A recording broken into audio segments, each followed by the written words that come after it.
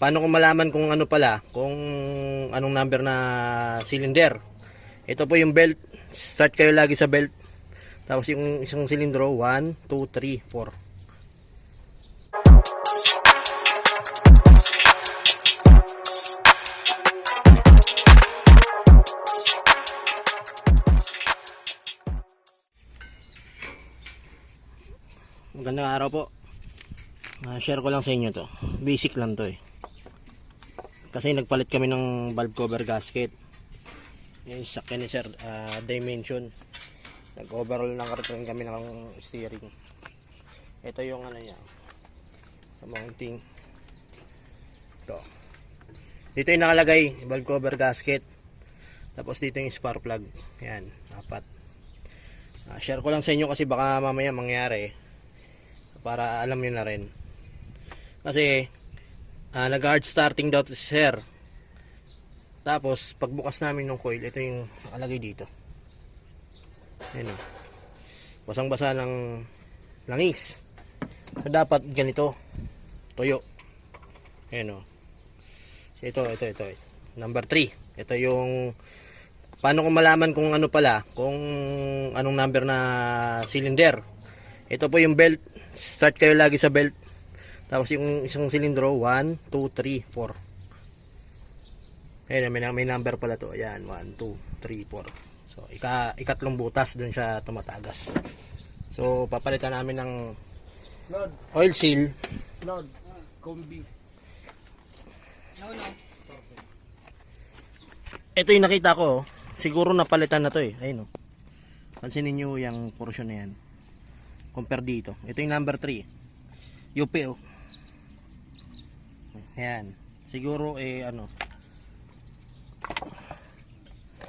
Ayan. Punit eh. Ito. Siguro pag salpak sumabit dun sa ano kasi matulis yun yung inuupuan nito eh. So ito kasi nilalagyan ko ng pampadulas to, konting langis o kaya ano, konting grasa, konti lang wag mo sobrang dami para lang pag sumabit siya dun sa inuupuan niya hindi masusugatan kasi rubber nga ho yan eh, syempre maselan yan. Tapos ito ho yung nagiging dahilan yan, meron tinatawag na spark plug seal o spark plug oil seal.